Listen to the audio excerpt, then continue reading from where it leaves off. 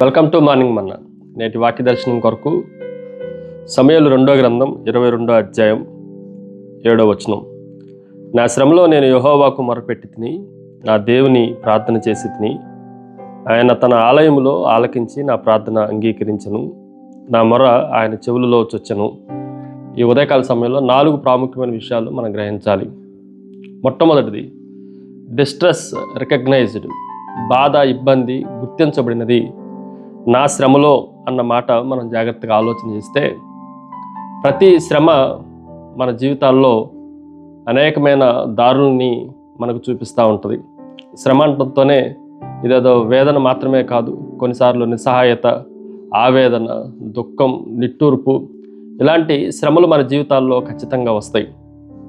కొన్నిసార్లు మన అవిధేయత వలన కూడా శ్రమలు మన జీవితాల్లోకి రావడానికి అవకాశం ఉంది. యోనా గ్రంథం 2వ అధ్యాయం 2వ వచనంలో, నేను ఉపద్రవములో ఉండి యెహోవాకు మనవి చేయగా ఆయన నాకు ప్రత్యుత్తరం ఇచ్చెను, పాతాళ గర్భంలో నుండి నేను కేకలు వేయగా ఆయన నా ప్రార్థన అంగీకరించి ఉన్నావు.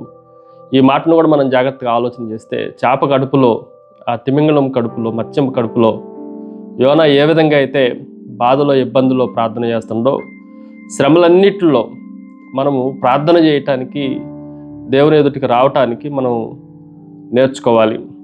చాలాసార్లు ఇబ్బందులు, శ్రమలు మనల్ని ఫోన్ వైపో, ప్రజల వైపో కాకుండా సింహాసనం వైపు నడిపించడానికి అవి మనకు తోడ్పడుతున్నాయి అన్న సత్యాన్ని మనం గ్రహించాలి. రెండో విషయాన్ని మీకు జ్ఞాపకం చేస్తాను. డెసిషన్ టు ప్రే, ప్రార్థించడానికి ఒక మంచి నిర్ణయం. ఈ రోజుల్లో శ్రమ కలిగినప్పుడు, ఇబ్బంది కలిగినప్పుడు దావీదు భక్తుని మనం అడిగితే, నా శ్రమలో నేను యెహోవాకు మొరపెట్టి తిని, వేరే ఎటువైపు ఆయన వెళ్ళిపోలేదు. 3 సీలు మనం జాగ్రత్తగా ఆలోచన చేస్తే కంప్లైంట్ ఇవ్వలేదు, అలాగే కొలాప్స్ అవ్వలేదు, కానీ దేవుని ఎదుట ఆయన కాల్ చేస్తూ ఉన్నాడు, ప్రార్థన చేస్తూ ఉన్నాడు అన్న సత్యాన్ని మనం గ్రహించాలి. శ్రమల్లో అనుమానించటమో లేదంటే సందేహపడటమో, వీటిని మనం చాలా సందర్భాల్లో చూస్తూ ఉన్నాం. కానీ దేవుని ఎదుటికి మనం ప్రార్థనాపూర్వకంగా రావాలి.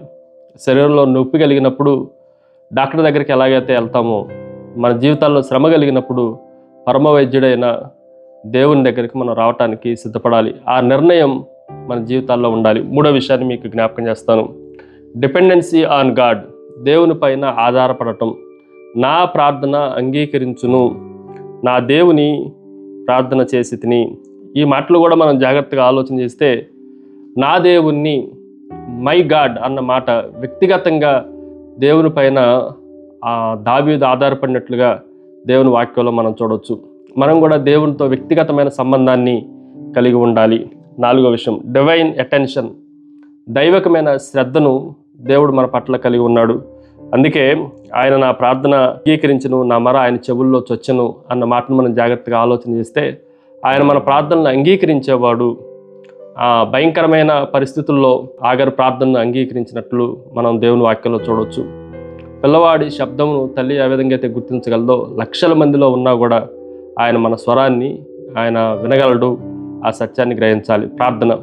సకల ఆశీర్వాదములకు కారణభూతులకు తండ్రి, మా శ్రమల్లో మీరు మా ప్రార్థనలు అంగీకరించినందుకై, మా మీద దృష్టి ఉంచినందుకై మిమ్మల్ని స్తుతిస్తూ ఆరాధిస్తూ యేసు నామమున అడిగి వేడుకొంచున్నాం తండ్రి. ఆమెన్. God bless you.